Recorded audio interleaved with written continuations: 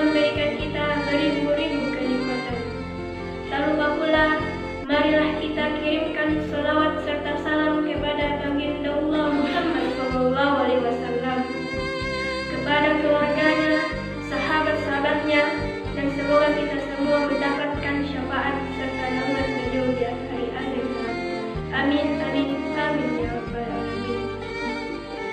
Adapun judul ceramah singkat saya pada kesempatan kali ini yaitu muhasabah diri sebagai persiapan menuju kematian. Sebagaimana yang dijelaskan dalam Quran surat Al-Baqarah ayat 28 yang artinya, bagaimana kamu ingkar kepada Allah, padahal tadinya kamu mati, lalu Allah menghidupkan kamu. Kemudian Allah mematikan kamu, lalu Allah menghidupkan kamu kembali, dan hanya kepada Allah lah kamu dikembalikan. Dalam tafsir Ibnu Katsir dijelaskan bahwa ayat ini menjelaskan tentang kekuasaan Allah dan sungguh aneh orang-orang yang mendustakan Allah. Padahal tadinya dia tidak ada, lalu Allah Subhanahu wa Ta'ala menjadikan dia ada di dunia ini. Ayat ini juga menjelaskan tentang kematian dan kita semua akan dibangkitkan setelah kematian ini. Teman-teman sekalian yang insya Allah dirahmati oleh Allah Subhanahu wa Ta'ala, maka apa sajakah hal yang dapat kita lakukan sebelum kematian itu tiba?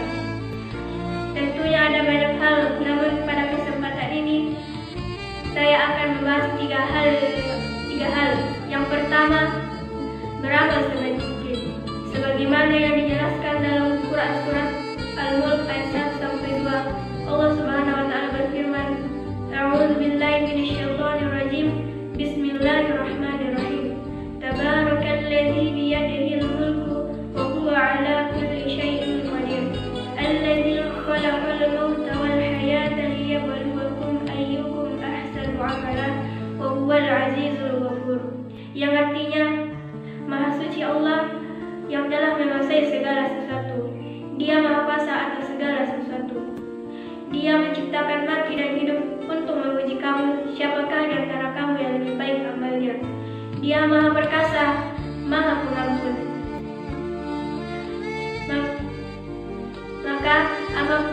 Maka bagaimanakah amalan yang terbaik itu? Salah satu indikator amalan terbaik itu ialah pekerjaan itu dikerjakan secara istiqomah, sebagaimana yang dijelaskan dalam sebuah hadis yang artinya, sebaik-baik pekerjaan itu ialah yang dikerjakan secara rutin walaupun sedikit.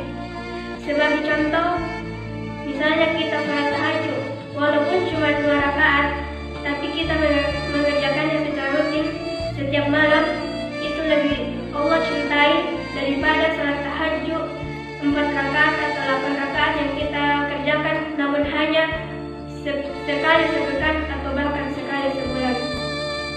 Teman-teman sekalian yang insya Allah dirahmati oleh Allah Subhanahu wa Ta'ala, yang kedua, hal yang dapat kita lakukan sebelum menghadapi kematian yaitu memperbanyak amal jariah. Sebagaimana yang dijelaskan dalam sebuah hadis yang artinya, jika manusia meninggal, maka terputuslah seluruh amalannya kecuali 3 perkara. Yang pertama, amal sedekah jariah. Yang kedua, ilmu yang bermanfaat. Dan yang ketiga, doa anak yang soleh dan solehah yang mendoakan kedua orang tuanya. Teman-teman sekalian, salah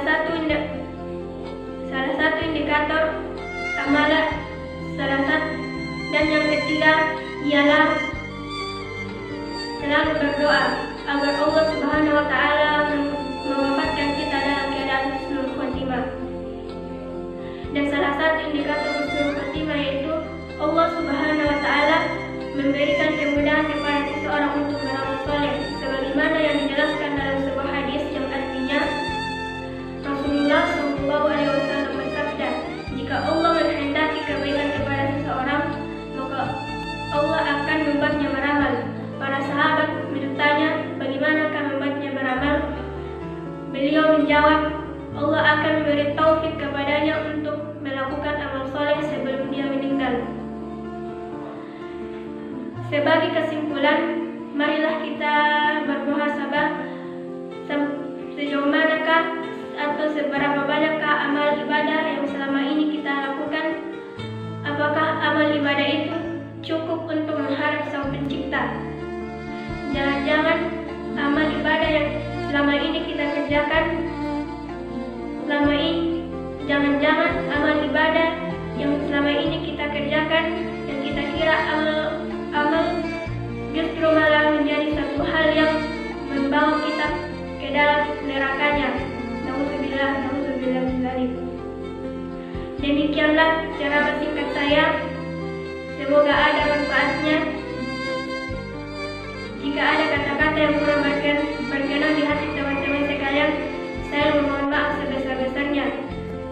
Kebaikan datangnya dari Allah dan kekurangan datangnya dari saya pribadi sebagai manusia biasa yang tak luput dari lupa, salah, dan dosa.